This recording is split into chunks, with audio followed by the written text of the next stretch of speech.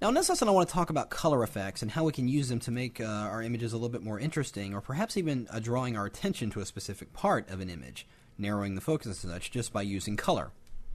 So what I want to do to this image is, what I like about it is the glasses, and I like the way the color is looking in the glasses, but I don't want to be looking at anything else. I actually just want only the color to be into the glasses as part of my layout here. So when I go ahead into the layers panel, I'm just going to create a new adjustment layer, and we're going to create a gradient map. And we want to make sure that we're using a black to white gradient. You see it pretty much just turns the image black and white.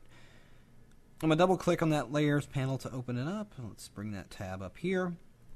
And you'll notice that it is an adjustment layer and it has a layer mask on that. So let's go ahead and grab our brush tool. Getting a relatively small brush, let's get about a 40, about a 45 there. It looks good. Making sure we're painting with black because we're going to mask away that adjustment and reveal the actual color underneath. So let's take that and let's actually turn off shape dynamics here. And I'm just going to paint back in the color in the glasses. You can see it's already giving me a little bit more interesting image here just by making that one little color change. By removing that color and bringing it back into this part, already it's making it a little bit more interesting. So that part's done. Well, I want to narrow the focus a little bit more. So what I'm going to do is go ahead and create a new blank layer above that one. And we're going to grab the gradient tool, and using black, I'm going to start down here at the bottom. I'm going to hold down my shift key and just drag in and get a gradient down there. Let's come into the side here. Kind of narrows that focus a little bit more to the face. And we'll come in from the top here. Give it a little bit of interest there. Well, now I want to create a graphic element down here at the bottom for perhaps a logo or just a slogan or something like that. And I'm just going to do that with some very simple shapes and a very simple color. I'm going to go over here in the toolbar, grab my eyedropper tool, and I'm just going to click and sample this area of the color right in here where it's the brightest. And you see it pops up as my foreground color. Let's go ahead and create a new blank layer. I'm going to grab the rectangular marquee tool here.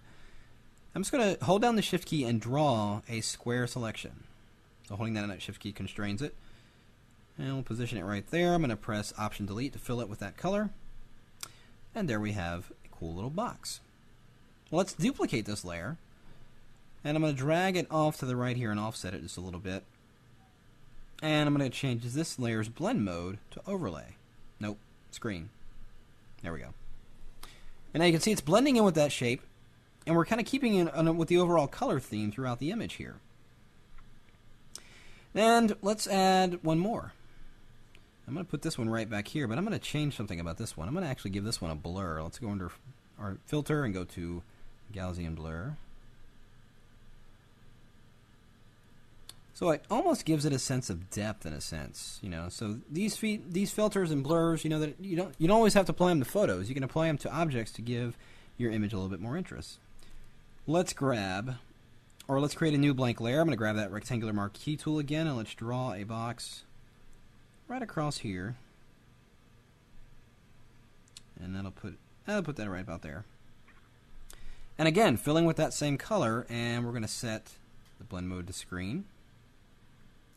I'm going to go ahead and create a layer mask on that, and let's take our gradient, foreground to transparent with black in the front, and let's just put that across there, giving me an interesting element there. So let's, I want to shift select all these, and let's push this down. So it almost has a sense of depth with these shapes and the colors as they're blending in, and it kind of keeps to the whole theme of the image. Well, let's just go ahead and add some text to kind of finish us off, and we'll just call this style. We'll give it a nice big, bold, stylish font there. We'll use this Zapfino right here. And we'll press Command and Control T, and we'll scale this down and position it right about here. I'm just going to fill it with white. I'm going to press Command Delete, and there we have the graphic all in position. So you see what we've done is we've taken this very basic photograph, and an option click right on this eye, and it will see what we started with.